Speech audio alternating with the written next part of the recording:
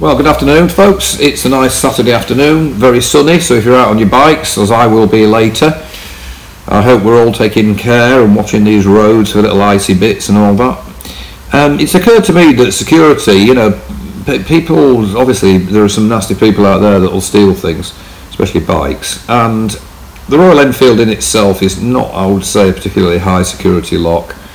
I fitted this parking post in front of my up and over garage door just to, you know, try to deter people from trying to get in, because it faces a road, you know, a domestic road. So I want to make an alarm system for under 10 quid. That was the project. So what I've done is I bought two twin tone horns off eBay. They're about £6 for the pair, with brackets. They're set a semitone apart, so when they are switched on, they're very blaring, which is exactly what's needed. I just didn't want that alarm system, you know, the one that kind of goes when people just ignore it because it's not annoying enough. This, I want people to, you know, it sounds a bit antisocial, but it's worth it to save my bikes. I want it to really make a racket when the doors open. So twin tone horns, £6, mounted onto a wood board.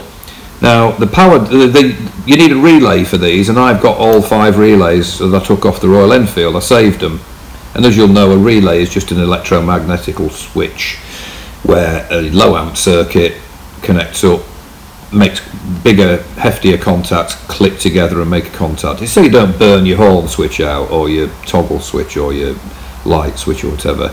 So there is the relay from the Royal Enfield, one of them. You've got 4 terminals on them, 2 that go to the hefty clunking terminals, and 2 that actually power it up. So it's just a case of connecting up the horns to one of the car batteries I use for my solar powered lighting, subject of the previous video I've done.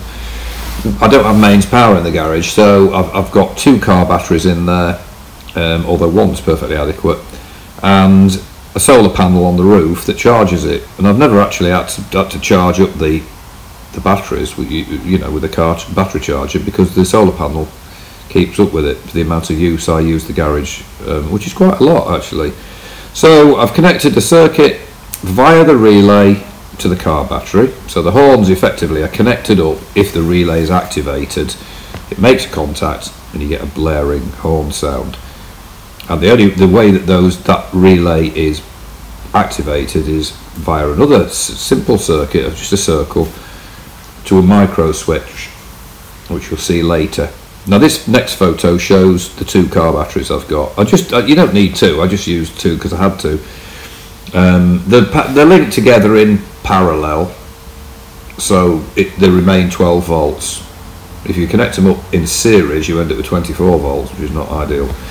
So as you can see, the 2 crocodile clips, they're from the solar panel on the roof, so that's charging it up. It even charges it from street lamps actually at night, charging lights on.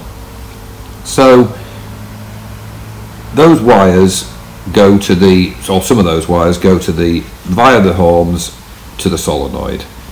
Now what's needed is then on the low amp circuit of the solenoid or relay, you need a micro switch. So there's the micro switch.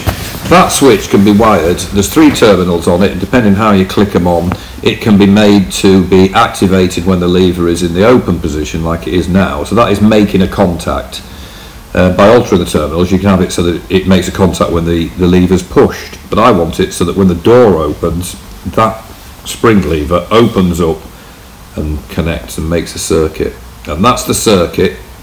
It's just a circle basically of wire that powers the relay. So the minute that relay is powered, the big clunky terminals click together and the horns activate. Now that micro switch is what does that.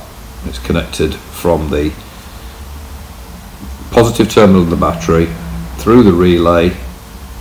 It needs to be disarmed because you want to be able to open your door without setting the alarm off, so I mounted a small toggle switch in that circuit. So in order for that alarm to go off, the toggle switch has to be on, making a circuit contact. and that micro switch has to spring open. So this humongous hole there, not exactly very subtle, you'll see there's two wires, they're coming off a toggle switch, which you'll see later, and that means that there is that circuit is only active if the toggle switch is down and if the micro switch is open, the lever open, in other words when the garage door opens up. If anybody wants to know how to do it, just, as I say, email me, it's in the description anyway. This next photo shows a bracket which I mounted onto the up and over door itself. As you can see, it's pressing that lever on the micro switch, so it's breaking the contact on that micro switch.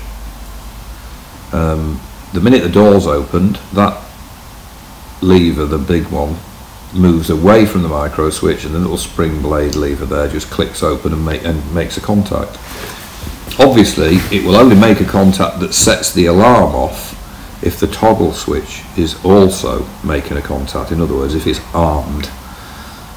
So here we go, here's a picture of the outside of the building. There is the toggle switch. Now it's a little bit visible at the moment, but I'm going to disguise it. So that toggle switch, when it's pressed down, it's making a contact.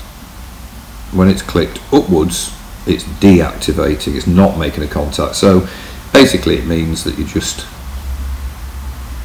press it up if you want to open your door. And finally, here we go, the results. So in the meantime, check the description if you want to get a link, and watch it if you're out on your bikes. Bye for now.